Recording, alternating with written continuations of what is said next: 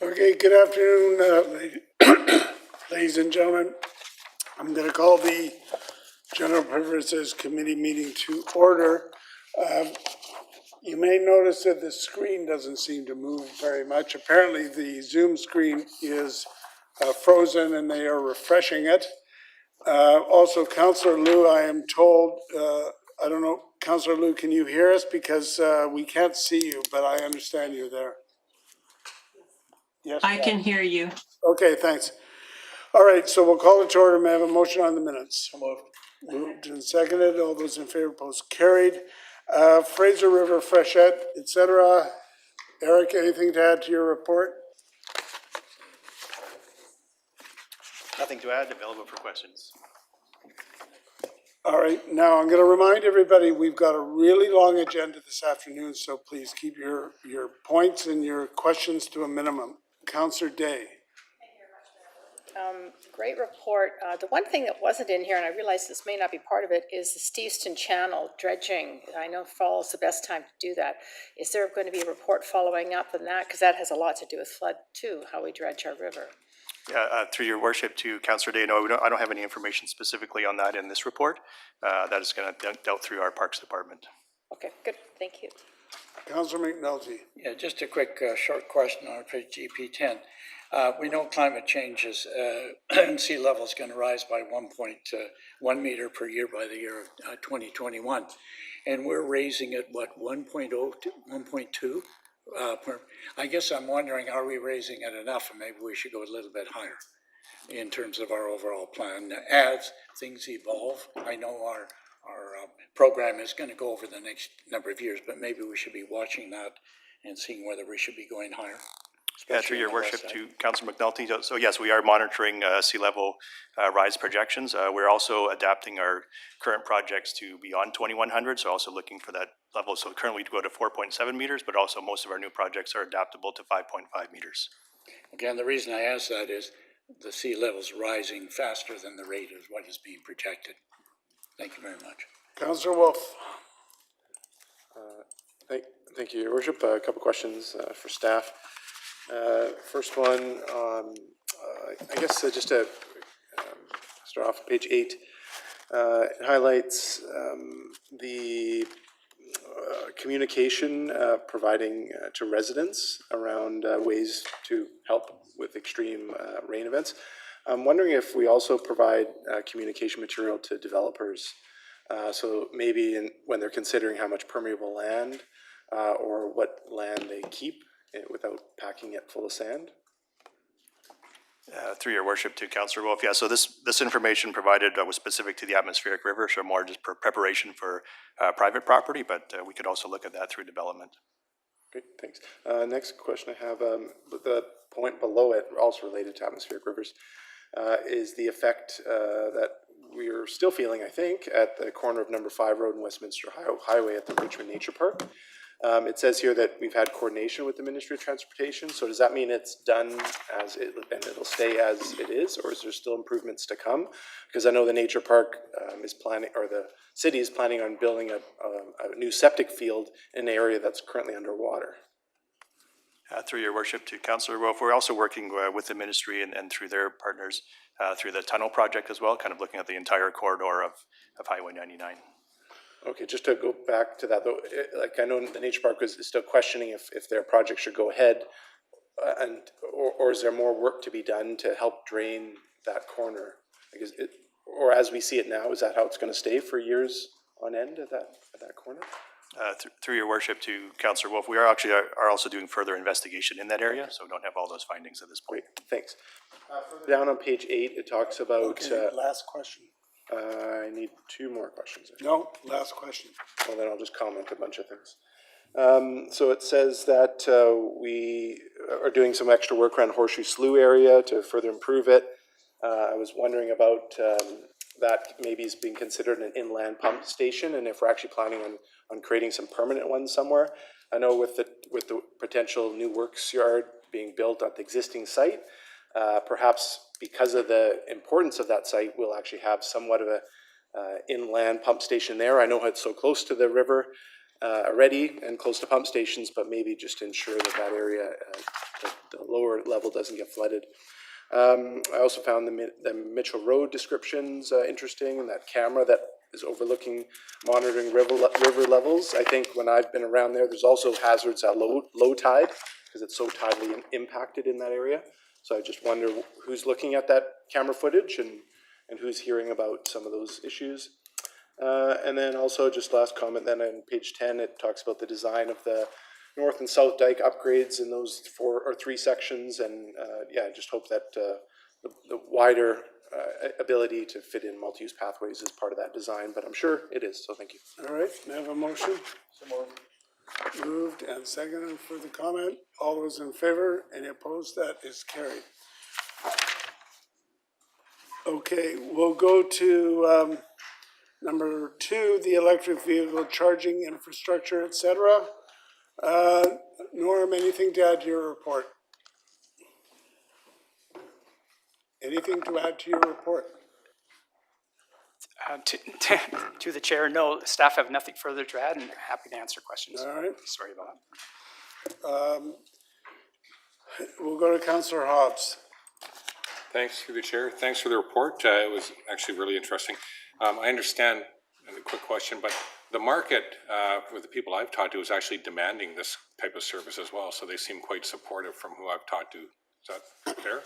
Through the chair to Councillor Hobbs, yes, kind of universally, we see more and more demand for EV charging, and not only, of course, at home in residential establishments, but also at commercial establishments as well. So it's become more prevalent, and that kind of tracks the growth in EV ownership in BC. And BC, we're kind of leading the charge in Canada in a lot of ways, and in Richmond, we're kind of out in front in one of the municipalities in Metro Vancouver. So. Sure. And just quickly, with the actual EV installations and buildings, how do we stack up with other cities in Canada and North America? I think we're probably leading the way there. Yeah, still early days. Are being first out of the gate with 100% EV-ready charging requirement for residential building has really served us well, and a number of other local governments followed suit. So that gives us the 70 basis for assumption that 70 to 80% of charging will occur at home. So we're well served there as more and more new buildings are completed with that requirement. We're also turning our attention over the next few years to retrofitting or developing retrofit programs for existing buildings as well.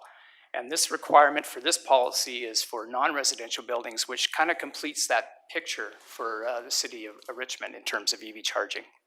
Sure. And last question is just with the alternate compliance pathway, I had to read that a few times to understand it. So I think I have it right, though. Same capacity, just different options for the builder or the person retrofitting to actually install it in terms of the power, right? Through the chair to Councillor Hobbs, that is correct. And basically what that sets out, the alternate compliance pathway, it's another approach to meet the general requirement, which we set out 35% assumed workforce charging, 15 or 10% for visitor or opportunity charging. But we realize there's such a variety of buildings in that sector and different dwell times, assumptions, and all that. So the alternative pathway gives developers, proponents of these new projects, a way to mix and match requirements to still meet the overall total energy delivered requirement, but do it in a way that's appropriate for the business or establishment. Yeah, that sounds great. Thank you. Councillor Wolf. Through your worship to staff. First question, just to clarify, maybe yes or no answer. In the first paragraph there, it talks about this, and I remember when Councillor Steves made this referral, and one of the parts was rooftop agriculture uses. And in here it says that the Provincial Building Act prevents us from even encouraging agricultural use of roofs. Is that true? Through the chair to Councillor Wolf, that's my understanding, and in terms staff's understanding in terms of this. Basically, the report says yes. yes. Next question. Okay, yeah, I was just surprised that we could probably encourage it, but maybe we can't provide incentives with it, is maybe what I was reading into that. Next, just a couple points here, and then it'll lead to the question. So you mentioned under EV ready zoning, one of the performance options. is that they do a customized solution, and I was kind of wondering what would be an example of a customized solution that you think might be coming our way. And that relates to my main question here, which is under the exemptions on page 20, there's two types of exemptions for this bylaw requirement. One of them is private sector vehicle fleet spaces, and that kind of got me concerned because on the pyramid that you gave us, the fleet vehicles were the third from the bottom, so they're a pretty important, pretty big user of EV vehicles as we see the delivery vehicles going that way and such. So to have that in an exempt, I was kind of concerned about that. And then also the commercial loading spaces, because a lot of the commercial loading spaces have like refrigeration trailers. Also, likely in the future, we'll have a lot of vehicles that are EV, large-scale trucks that will have a lot of battery capacity. And what I'm trying to get at here is nowhere in the report was there any mention of the system. There's a couple names for it. So Tesla calls it the Powerwall, but others like the F-150 Lightning, which some of us were getting pulled by it during the Canada Day parade, they've put out this thing called a Charge Station Pro home integration system, intelligent backup power. How come we don't foresee that as being a big part in the private spaces going forward? Through the chair to Councillor Wolf, staff's approach on this was to approach the requirement, the zoning bylaw amendment through referring to land uses and setting a requirement much like we did for residential. So non-residential uses, commercial, industrial, office, retail, and assembly uses are the ones that are touched by that zoning bylaw amendment. And the reason we were kind of light on the fleet was we're leaving it to the owners to make those determinations at the time in terms of electrifying their fleets, much like the city is doing with its fleet in that sense. Thank you. Okay, so may I have a motion? Oh, Councillor Liu, you've got a question. Thank you. Question to staff. Thank you for the report. So how does this affect, say, if you have a daycare or a care facility? So you're dropping off people for their daycare program. You're there for 7 or 8 minutes. You don't need to charge at all. How does that affect businesses like that? Are they going to have to install them? Through the chair to Councillor Liu, if it's drop-off zone, that's not a requirement. If it's a dedicated parking stall for either workforce or visitors, then it would be triggered by the requirement. I guess it would land with how you're setting up the parking uses on site. I would probably say that principally it would be more along the lines of workforce charging that would probably be triggered there. But you have to see what the proposal would be in terms of minimum required parking stalls at that use. Okay, so what about if you're like building a strip mall? I don't know that anyone would do that nowadays, but if you were building a strip mall type thing, or you're building a building that has strip mall capabilities, who knows, maybe there's going to be a resurgence in dry cleaners, whatever, but you don't know who's coming in. And so you're making them build all these things, and they're not necessarily businesses that need electric vehicle parking at them. Through the chair to Councillor Liu, what was considered under this policy was the really, really wide range of use types out there. So for things like that are ground-oriented strip malls with multiple retail establishments, restaurants, and those uses, the developer of that site would have to look at the total requirement, much like parking provision requirements currently sit with uses like that, and they make a determination strategically of how they would set that up for on-site, maybe some workforce charging, but probably short stay or visitor charging at those sites. And we're seeing more of that happen at commercial ground-oriented retail establishments. And a lot of that's just reflected in the kind of demand and expectation. It's also a bit of an attractor for customers as well. Okay, but like, for example, I look at the new Celtic building across the street, and some guy's trying to put in a convenience store. Almost everybody going to that convenience store isn't driving to it. So nobody's parking, nobody's staying, nobody needs to charge. We are also making them install a bathroom into it but nobody's going to the convenience store to go to the bathroom either. I think we're being a bit overly onerous, and then are we preventing this guy from being able to open up his business if it doesn't comply then? Through the chair to Councillor Liu, staff are really sensitive to the to the ensuring that this policy is really doable. And during our consultation with industry, we didn't get any pushback on any of these things. And I think for the large comprehensive developments like the Celtic development, the actual developer would look at that at the starting point in terms of EV infrastructure readiness for that entire building based on the parking requirements and how Okay. that would land. Okay, I've got to move on now. I've told Councillor Liu and Councillor Glanders before you got here, we've got a long agenda. We've got to keep the questions and the comments brief. Okay, but my fear is that we're creating a policy that's going to be overly onerous once it gets to the bottom user. So you're going to tell the developer that they have to do this. They're going to give you some number at the beginning of it, and then you're going to prevent the guy from being able to open his little whatever the heck it is he's selling at the end of the day, because the whole thing doesn't have enough EV charging spots. Is that what we're going to end up with? All right, we'll take that as a comment. Councillor Glanders. Okay, thank you. I'll be quick. Just on page 19, thank you for the report and through the chair. So the 35% of parking spaces are to have the installed capable of 1.66 kilowatts. And that's level 2, right? Because there was different measurements given in the report. Through the chair to Councillor Gillanders, that is correct. So if there was 3 parking spots, approximately one of them would have to have a level 2.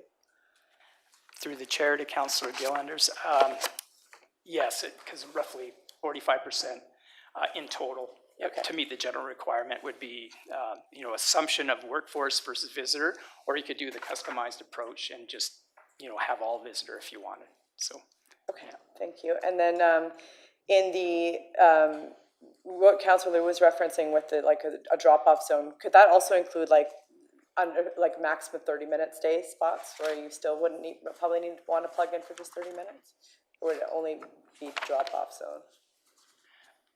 Through the chair to Councillor Gillanders, if it was say an establishment that was just an establishment on site, there would be that consideration. In a larger comprehensive development or a strip mall or a mall, individual services wouldn't be responsible for that, but it would be the entire development as it was developed, with the developer planning out how to meet that requirement, given the probably hundreds of parking stalls that would be in that development. So it would be handled a little bit more strategically at the design stage in those kind of developments. But for smaller establishments, then there may be a trigger for a level 2 infrastructure readiness of one of the stalls. Ready. Yeah, that makes sense. My last question on the GP22 financial impact, we just kind of covered the cost for civic buildings, so that would be our costs. But was there any analysis done of how much cost it's going to add to private developers? That would be all on them. Through the chair to Councillor Gillanders, yes, staff looked at the determined an overall average cost for the infrastructure readiness at level 2, anywhere from $400 to $700 per stall is kind of the average cost. Okay. So at the time of construction, it's definitely the most affordable time to do that, because you're building everything else. It's easy to put all that readiness in place at the same time. It's when you retrofit after that the prices really spike up. Yeah, so good idea to do more up front. That's great. I'm glad you had that number. Thank you. And then the owner controls the speed at which they put in the EV service equipment. So they may delay it for a year or two, talk to different vendors, and then put that equipment in later. Okay, great, thanks. Yeah, I just want to clarify that last point you just made there. 35% of parking spaces have EV charging infrastructure installed. Now, does that mean that's the wiring or the actual unit? Through the chair, yes, that's just the infrastructure. So that's the panel capacity, the wiring to the parking stall, and then a junction box to close that off until such time as the charging unit. But it's not the actual charger? No.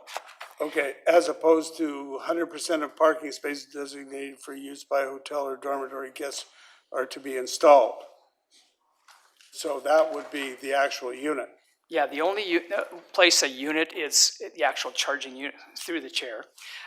The only spots where the requirement triggers the actual charging unit is with shared parking stalls, which are like car co-ops and things like that. All right, Counselor Day. I hear what everybody's saying, and we don't need to have a charging station absolutely everywhere, but we do absolutely need the infrastructure so that when you want it later on. So if someone wanted to build a commercial building and they wanted to put in extra infrastructure, but not as many charging units, would that work out in terms of implementation of this bylaw? Through the chair to Councillor Day, as long as the applicant met the minimum requirement, there's no problem at all. And some may choose, for various reasons, to go beyond the requirement, so. All right, thank you. Okay, may I have a motion? Second. Okay, so that's moved and seconded. Any further comments?